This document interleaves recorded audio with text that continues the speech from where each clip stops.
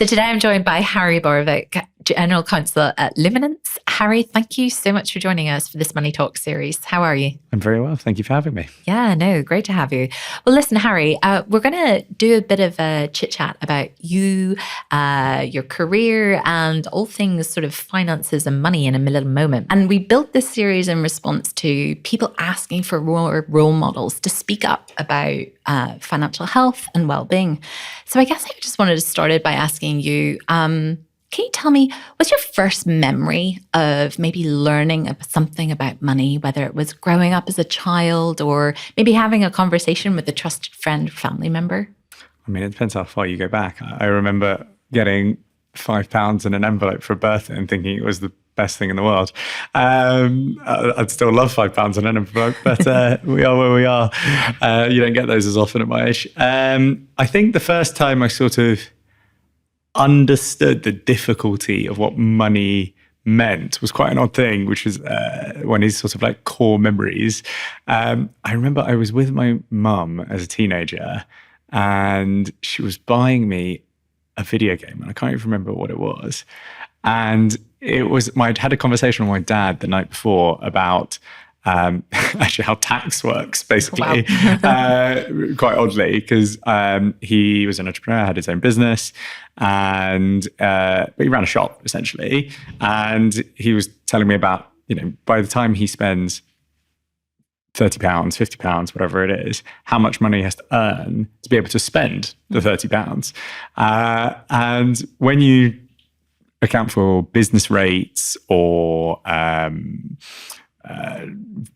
when taking into account VAT, staff, etc., all these things, then suddenly it really sort of dawned on me and was a crystallizing moment that I realized how difficult it is to earn a pound that you can actually spend. Yeah, absolutely. It's a really great lesson and actually something that you learned really early on. So you've obviously taken that into your career and sort of taken that with you because it stayed with you as a defining moment. Yeah. I love that. I think it was quite traumatizing. I was going to say, did it scare you into different behaviors?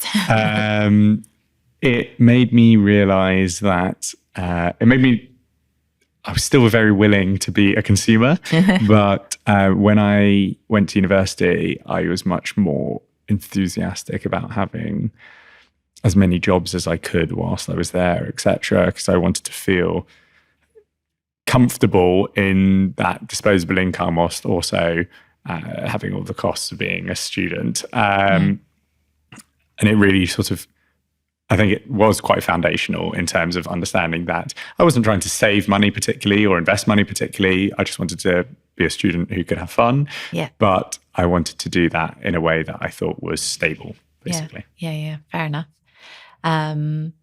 You see, this is something I'm really fascinated by, is these like early childhood lessons that like can really have a profound formative effect on your like behaviors as an adult, but also just like how you maybe go about experiencing the world, because actually you're carrying with you this memory or this history from something much, much earlier in our lives. And that's something I think often gets missed.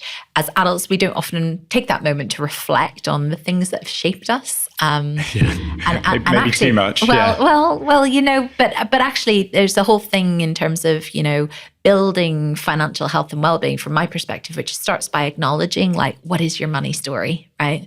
And how can you take that money story and kind of like learn from it? And maybe you decide to continue those things that you've been doing because you feel like those are good practices and behaviors, or maybe you take the opportunity to pause and reflect and maybe adjust. Yeah, I definitely wasted plenty of money during those days as well, but you learn from your lessons. Well, hey, student life isn't all about staying at home and saving your pennies, right? Yes.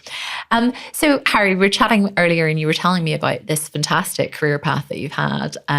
You've done loads of different things. I think you mentioned you started life off in Mishkons, and here you are now, if you don't mind me sharing, at the grand old age of 33 as a general counsel, which is a pretty impressive track. So how did you do it? Before I went to Michigan's, I did actually work quite heavily in my family business, and there was like a management buyout, which I helped my dad and was working in the business for years. Right. But and I think that was actually quite a foundational skill before I went into law. And I think one of the main difficulties lots of young professionals have is their first real sort of financial transactional work, which isn't, maybe working in a pub is great as a student, but it teaches you that you work a certain amount of hours, you get a certain amount of money out, and you don't have to learn particularly complex financial skills or what helps you get a promotion or what staff care about and things of that nature. And quite quickly when I was at Mishcons, I knew what I did want out of my career, what I didn't want out of my career, and I knew I didn't want to stay in private practice. So I made the quite conscious decision to leave, but also thereafter basically jumped every 18 months to 2 years, almost like clockwork.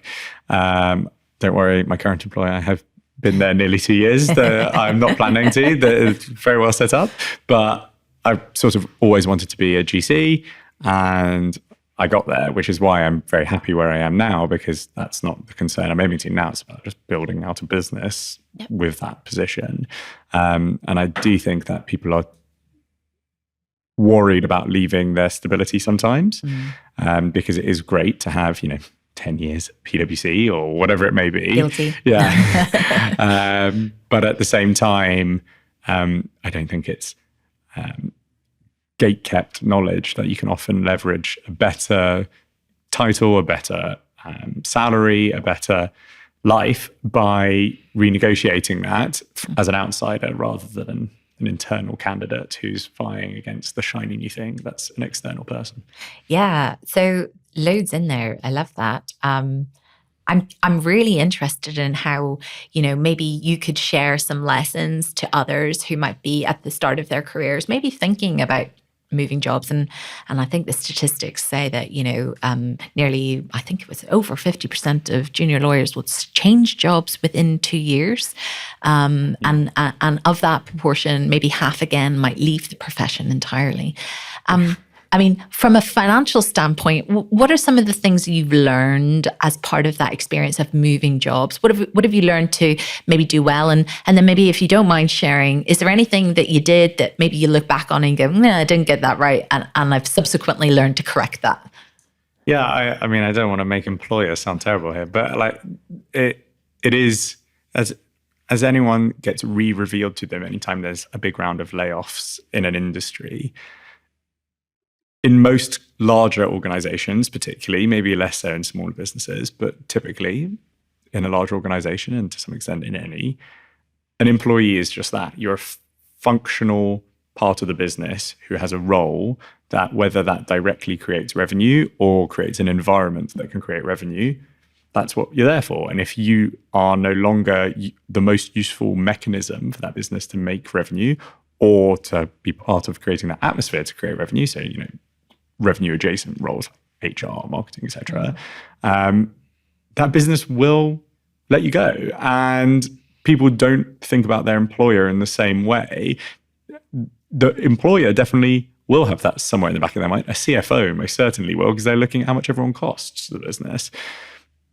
Employees should be thinking, at least frequently, not daily, otherwise that's a state of anxiety, but actually, how happy am I here and what is keeping me here? Yeah. And if nothing in particular is identifiable, well, then what would keep me somewhere else? And that's as valid a question to ask. Yeah. I think most of my sort of regrets were maybe where I wasn't open enough to sort of taking the call with people who wanted to speak to me about a role or who offered me mentorship, and I thought I was too busy or whatever it might be. I think a lot of the time I've got friends who are lawyers, who are in banking or whatever it may be, or PR, whatever it is, who, a recruiter will get in touch with them, say, don't get me wrong, there's plenty of recruiters who'll contact you with a role that's not right for you, but it's still a good bridge building exercise to get to know someone who's already reached out to you. Somehow you've made it onto their list of people to contact. Take 15 minutes to have a call with them. And you may not want to exercise that relationship that day or that year, but it's really good that actually another recruiter might ask them, oh, I've got another role. Do you know anyone who's good? And that recruiter may well say, I had this person, they weren't right for me for this role, but they might be right for that. And eventually over time, I'm sure you've heard the word compounding lots on this interview series, but that's a sort of compounding gain of relationships, I think. Absolutely. I think somebody once said to me, and it sounds a bit twee, but I really do think it works here, is that your network is your net worth. That does sound quite twee. It does sound quite twee. But here's the thing, genuinely speaking, I think I cannot think of a single instance in my career, right from the very beginning, where actually my network hasn't come to bear for me. And actually, as you just said, sometimes those relationships might not reveal themselves in terms of just how valuable they are for months or maybe even years later. So I think investing in people and relationships and taking the call from time to time, definitely great advice. Yeah, I think the issue there is sometimes that kind of mantra of, your network is your net worth makes it sound quite transactional, which puts people off taking those calls and having those conversations because they think it's disingenuous and they don't think that's sort of how they should be conducting themselves. And I actually kind of agree with that because I think it's most successful when you're not trying to be transactional. Yeah. You just realize that being like polite and trying to make time for people who, like, if someone you think is totally wasting your time, fine. But realistically, that's going to be the minority of cases, especially when someone's actively reached out to you. And I do think if you take that approach of, hey, I'd like to meet more people who are like-minded, more people who have interesting things to say, or more people who have access to doors that I think might be interesting at some point, it's worth having those conversations in a sort of non-transactional, open way. Yeah, I agree. Yeah, it's about making real relationships with people and like building that. Absolutely. So listen, we have a few questions that we'd love to ask our guests on this show around how they like manage their money day to day, because I think, especially for people at the beginning of their careers, young professionals, oftentimes it's not something they've been taught at school. They might not necessarily have friends or family who have taught them along the way. So actually learning from people who are a few steps ahead of them is great. So, if you thought about payday and your practices on payday, I'd love to know, do you have some habits or some hacks that you rely on in terms of managing the month ahead when it comes to payday? Yeah, I mean, I am not one of these people who's terrified of credit and things of that nature. I think credit cards have a really good place, particularly for consumer protection, if you're booking flights or whatever it may be. And, I have a card, it's a personal card, but I often buy things and then expense them if they're for work or whatever it might be. So the first thing I do at the end of every month, clear your credit cards entirely, the whole thing. Not just interest only or whatever it may be, because that's just debt you don't need. And even if you can't clear it in full, work towards clearing that as best you can. That's your absolute priority, particularly because the interest rates on those things can really get out of hand quite quickly. That's something I learned way too late as well, because I didn't really understand the way interest accumulates over a long enough period of time. I was quite happy to manage a balance when I was younger, and I was more willing to sort of spend beyond what was my practical means, and I was thinking about future income. So I think clear your cards straight away. Quite neutral. I also have like a Splitwise. I don't know if you've come across Splitwise with my partner, and at the end of every month we settle our Splitwise. So that's quite a minor one, but I think it's quite important. But I think that's quite a practical way. Like, if we have dinner or whatever, and she's like, I'll get this or I'll get that. You make money less of a discussion point. These are only things that you are buying collaboratively, and then you settle it at the end of the month rather than having to have repeated discussions about who's getting what and all the rest. Just pay for it, put it on Splitwise, and settle it at the end of the month. I think is really, really great. And also that gives you a good idea, because Splitwise shows you what your balance is. So at the end of the month, I'll know, I've got X amount on a credit card and Y amount on Splitwise. So before I touch any money for any other purpose, that's how much I need to make sure I've covered. And then normally I'll normally actually have a handwritten note. I've actually just bought an e-ink tablet, which I love. But I do handwritten notes about what I think I'm going to want to by that month. Realistically, normally if I'm sort of 10 to 15 days into the month and I still think that's something I want, so like I try not to make rash purchases. Oh, I love this. Yeah, I'll try and do it literally on payday, and then halfway through the month I will decide actually how many of those things are still useful to me or not. Yeah. And maybe I've spent some time shopping around as well during that time to see if I can get a better deal on whatever I was looking for. So yeah, making that note is key. And then I'll also check sort of what level my pension's at, and I've got put some money into an ISA as well. And then I mean, it sounds like you've got an incredibly healthy practice when it comes to just keeping on top of where you're at with your money. Learned the hard way, I think. I think the difficult thing is when I was at a law firm, and then in the early stage of my career, lots of stuff was done quite automatically. So sort of like that you were auto-enrolled into pension at quite a high level and all these kinds of things. So you didn't really think about it. And then as I moved from one business to another, one of the advantages of changing career quite frequently is you have to relearn to examine an offer letter quite often, and a benefits package and all of this kind of thing. And that means actually, why was that this much and that's this much, even though the salary is the same or whatever it might be. So sort of accidentally fell into some of those practices.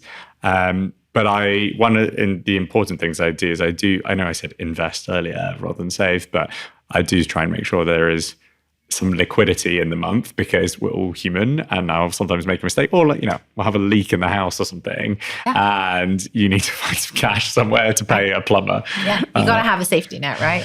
Yeah. For those things that crop up. Or at the very least, even if you're putting money into like an ISA, having one which is easily converted into cash, and then you're like, okay, well, I've taken a hit on the investment aspect of that, but I can readily access the cash, is quite a useful thing. Absolutely. Brilliant. Well, I love all of that. Fantastic, and so many lessons there to share. What about bonuses, Harry? How do you think of them? Like, are you a spender, a saver, or an investor when it comes to your bonus? This year was a bit of an exception. I have to say, I actually spent much more than I typically would, because it was my partner's 30th birthday. And amazing. Like, occasionally, you've just got to live life and have fun. Life is still there to be lived. Absolutely. And so we spent it on a nicer holiday, basically. But still, most of that went to, same as any other, because it came in my ordinary paycheck, clearing cards, paying things off, making sure everything's net, and then investing what's left over, basically. One of the great things was actually the ability on lots of my cards to sort of know what day things will come due. So you can make sure that if you're getting a bonus in, if you would make a particularly large purchase that year, you know whether you should be paying with your debit card or your credit card, and how that's going to be paid off. And it's the kind of thing that I think people think is quite complicated, but actually, you basically just check when you're going to get paid, when something's going to get paid out, and sit down and think about what you genuinely need that year. That's a larger purchase. If it's the kind of thing where you need to buy a sofa and it's more expensive than something you would normally buy in an ordinary month, then that's probably a good time to do it. Yeah. Whether you wait for the money to be in your bank or you do it in advance, that depends on how much faith you have in your employer. Absolutely. And I have seen lots of press this week even about the changing requirements in order to qualify for a bonus. Things like being in the office 3 days a week, or I think that was announced Osborne Clark over the weekend. Yeah. So I think yes. Being mindful of what is required of you to hit that bonus, and then maybe thinking about, well, okay, am I, as you say, comfortable spending it ahead of time and banking on my ability to get it, or am I going to wait until that cash hits my account? I do think people forget that most bonuses are discretionary. Yeah. And they say, their employer will say, oh, you're going to get £10,000 this year, right? Or whatever it may be. But the reason it's structured as a bonus is because it allows them, if they have a bad year, you'll have skin in the game of them having a bad year. So it might go down. But people just remember the bit where someone said the £10,000 and don't remember the T's and C's that go with it. And it's often the same with people who work in sales or other commission-based jobs where there may be criteria. So, for example, lots of businesses will typically pay commission half up front and then half a year later or 2 years later or over the course of a contract to make sure like the customer keeps paying. But what can happen is, what if the customer didn't even pay the first invoice? You've already been paid your commission, potentially. You may now actually, in many ways, owe money to the business. So if you were due a bonus or another commission check, it might get eaten out of that as clawback. So those are the kinds of things people sort of forget, but are often an issue. Right, Harry. Well, listen, thanks so much for your time with us today. I want to ask you one final question before you go. And that is, if you were going to go back and sort of speak to early Harry at the start of his career about one lesson that you wish you'd learned earlier, what would that be? Looking back, the thing I wish I'd done more, which I sort of accidentally collected and have been incredibly kind and helpful, are mentors. And some of them weren't money mentors at all, but sort of incidentally became that, whether that's career guidance or saving guidance, whatever it may be. Some of which are just friends who are much older than me, who I've stayed friends with as mentors, and I've learned from their mistakes. Some of which were very successful, and then still in retirement don't have enough put away because they lived a bit too well, and they thought life was short and forgot it's really quite long. So I think some of those mentors I collected more aggressively, I would say. I tried to have the confidence to say to people, I know we've met and I think you're really interesting. It would be great to go for a coffee. And sometimes that ends up in a quite organic, serious friendship, but sometimes it's just quite professional. Some people are happy to have a formal mentorship role and maybe find that flattering, or otherwise just think they're doing a good thing. And I think one thing students can do, I think young professionals can do, is reach out to mentors, but do so in a way where they are likely to engage and respond to you. Don't just say, hey, I'd like your mentorship. Okay, so with lots of other people, from people who are worth being mentors, it's important to say, this is why I think you're interesting. This is why I think you've done stuff I want to emulate or want to learn from or want to learn not to do. It's a harder one to sell. That's better say for friends. But go to them with a real answer, because I often get people, even in a professional context, saying, hey, I'd like to learn more about your career in X and Y. But the issue with that is they say it so generally that it's quite unappetizing to engage in that. And I think we can do a really good job of encouraging young professionals and students to have targeted search for mentorship. Amazing. I love that. Well, thanks so much for sharing that, Harry. And I really appreciate your time today. It's been such a pleasure to get to know you and a little bit more about your career path and what you've achieved. So thanks for joining us. Thank you so much for having me.